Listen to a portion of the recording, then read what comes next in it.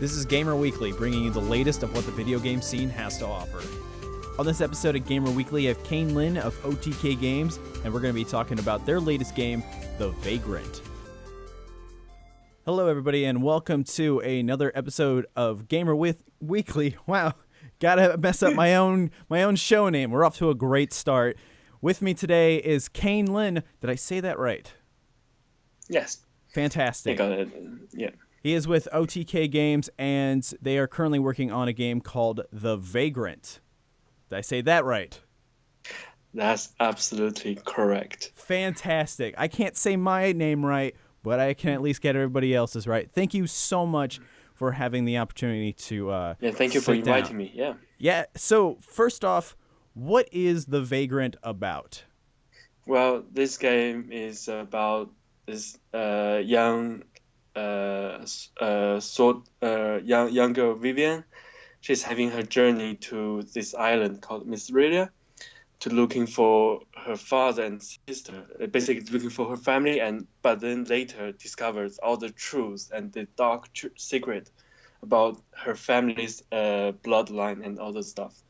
Yeah, that's truly about it. Yeah, but then it's adventure and actions, lots of fighting and stuff. So yeah, that should be. Once you get yourself the game, you should be know everything. It's all in there.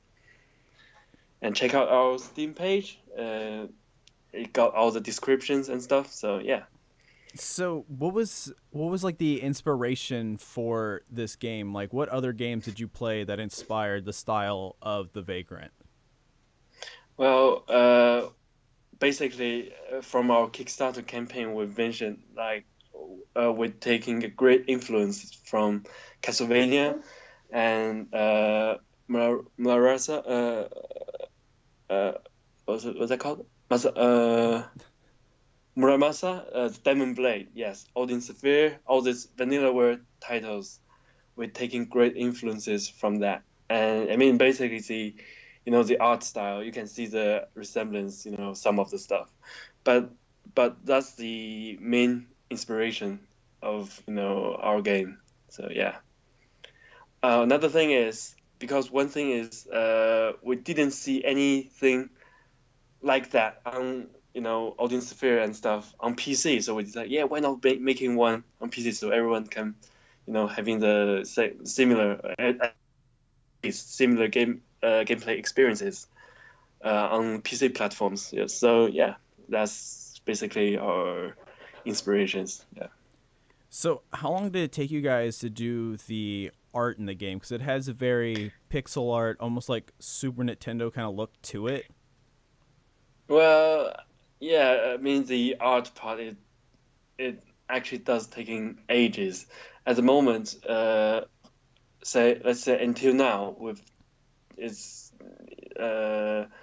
only done only say 50 or 60% of the whole game content. I mean, including the core mechanics, all the main features. But for the art, is we've actually redone everything from 2015.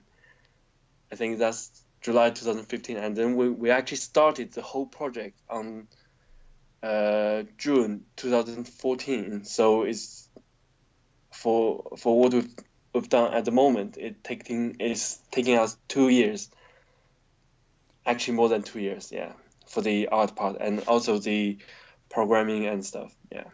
Because I think a lot of people too don't realize for that kind of style of game that it takes a very long time to even create pixel art in the first place, because there's a lot of really intricate little parts of it, and you got to shade it just right for it to look correct. Yeah, so true. I mean, yeah, one thing is I would say is we actually painted everything instead of doing the pixel art. One thing is, I mean, it does look a little bit pixelated at the moment because we haven't we haven't done anything about the rough edges and stuff.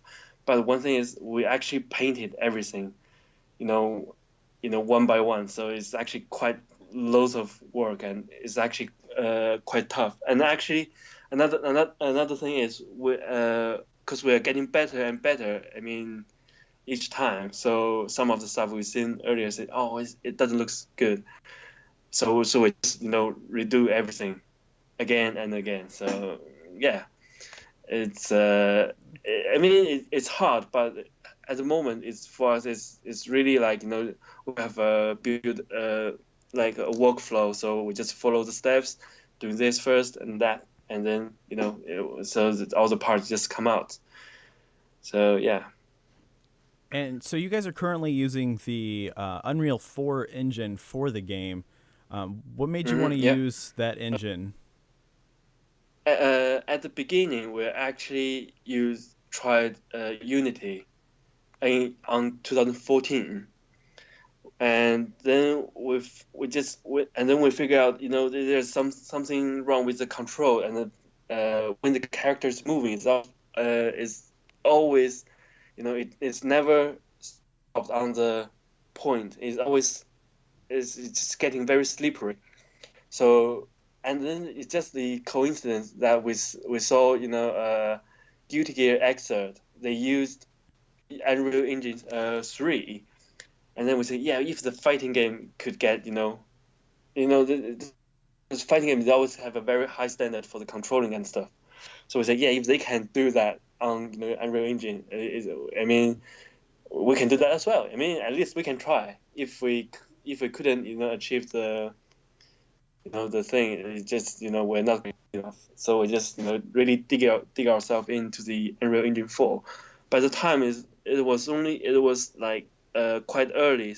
I think Unreal Engine was like 4.3 or something. It's actually very it got lots of issues, and also the function is not that completed as the engine at the moment. So we spend lots of time tuning the stuff, but then yeah, it's finally coming together now. So yeah, that's I mean the reason we're using that is just mainly because of the control and stuff. So yeah. So do you see this game coming out on more than just PC, or are you guys just going to solely do that? Yeah, well, I would say we've already signed with Microsoft with the Xbox One version. Like it should be out on end of 2017, because we will be releasing early access on PC just next month, 10th of June, and then we'll be adding all the contents. I mean, once we're finished, we'll be having Xbox version ready as well. And then I mean, if the more platform we can get on, the better. We'll also be trying to get game on PS4 and hopefully PlayStation Vita. I mean, to be honest with you, PSV was the main target main platform we're aiming for at the beginning, because we love play the games on that. I mean, even for now, it was because of the Dragon's Crown I bought the PSV. So we want to get our games on the same platform, the game we like as well. So yeah, but then we'll see how things turns out. So yeah, it will not only be on PC. So that should be the answer. So is the PS Vita a lot more popular in China? I would say probably in Asia area, because there's because I mean, for people I know, they play Monster Hunter on PSP, and then they have these what they call Tokiden on PSV as well. I mean, it's always like you see those people, they gather together, play games together.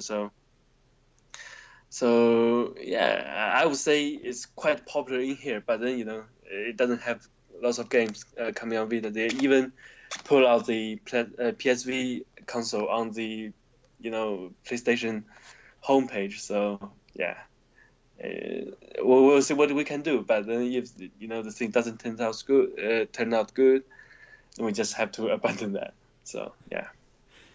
Yeah, I feel like everybody was really surprised by like how little of support Sony gave Yeah, to the PS so Vita. true.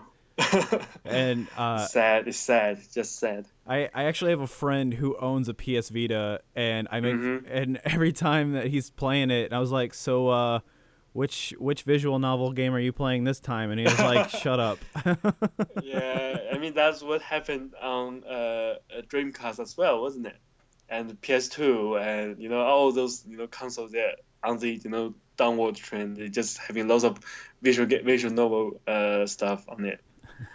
Yeah, it's very sad. That's I mean it's that's the downfall of any console. Once you start seeing visual true. That's novels, so true. it's done. Yeah, Shut it down. we know it's done. True.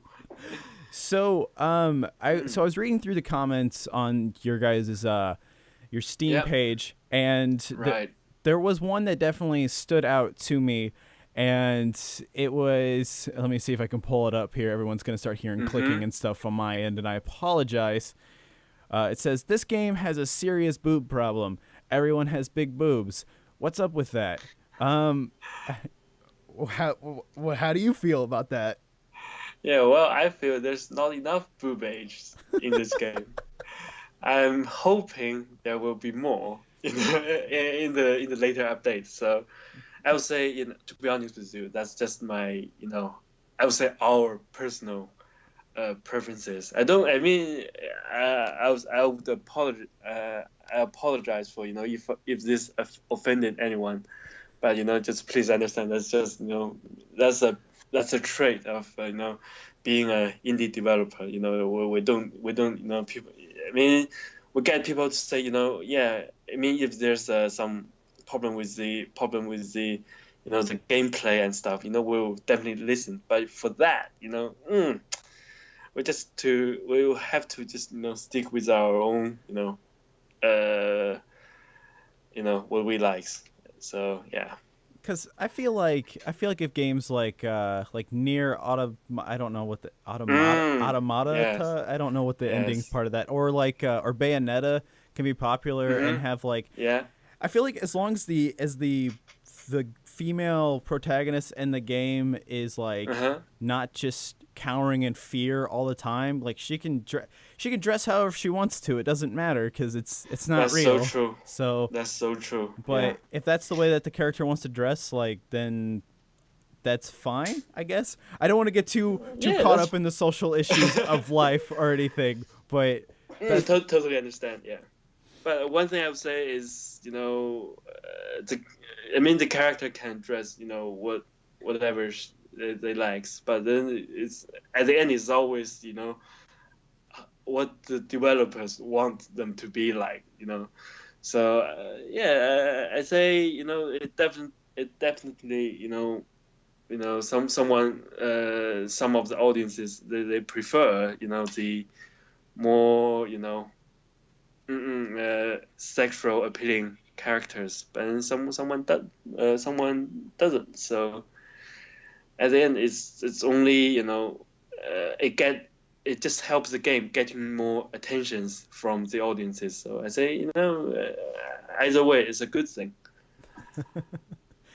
I mean, hey, why not? Yeah. So the final thing here that I gotta ask is, what does the Vagrant mean to you, and why do you enjoy working on a game like this? Well, what does it mean to me? It's actually a little bit more. I have to get a little bit personal on this thing, because for myself, I was studying abroad in the UK for 11 years. I mean, this part of my life. I mean, I feel myself like a vagrant actually, to travel from one place to another. And then you just never settle down really. I mean, even it's like I was studying there, and then my family helping me, covered me all the financial, stuff. But then it's just, I have this urge of, settling down, in one place. But then, all this 11 years, oh my God, I mean, I can get a little bit emotional on this one. But then, uh, when I'm working on this game, I can, I mean, it doesn't have to be, it's, like, references to what happened to me, I mean, on the storyline. But then it's just the concept of, always finding the place to settle down. But then, well, you'll see how the game turns out. But then it has this part of, personal connection to me. So I mean, it's not really the only thing I like to working on this project. But then I'm working with my friends, and then we feel like creating something, our own. So yeah, I would say that's the main point, really. Sorry, I couldn't really explain this well, but then I hope you get what I mean. Yeah. Hey, I totally get it. Like Okay, that's good. you're creating something that means something to you, and you find like yourself in like Yeah, may not that's it. be word for word how you feel like with the character, but like you see yourself in it, and it's just a way of expressing yourself and showing people how Oh you feel. yes, that's it. Yeah. I can respect that, honestly, Oh, because thank you very much. like Thank you. I think that if anything, that a work, any kind of work that you do, if they can find like a piece of themselves in the like, I feel like that helps Oh, make a definitely. connection in the game. So Definitely. Yeah. so Canlin, thank you so much Yeah. for coming Okay. on to the show. I look Thank you, forward Justin. to checking out the Vagrant, and anybody out there listening. Thank you for listening, and you can find the show on just about every single thing that I can think of. So SoundCloud, Stitcher, TuneIn, YouTube, all that stuff. So, and you can also find it on Reddit on the Making a Game subreddit and the Indie Gaming subreddit. So anybody from those subreddits listening, thank you so much for letting me post there. You guys are the bread and butter of all of this. Seriously, I think you guys are most of my views. So thank you so much for giving my show a chance. And go check out The Vagrant. If you are into games like Dark Souls and Castlevania and that kind of stuff, I would highly suggest checking it out. It is going to be an early access coming out in June. So put it on your wish list. It'll notify you when the game comes out. You don't want to miss it. It's going to be an awesome game. So thank you again, Canlin, and goodbye, everybody, and be safe. And stay out of trouble.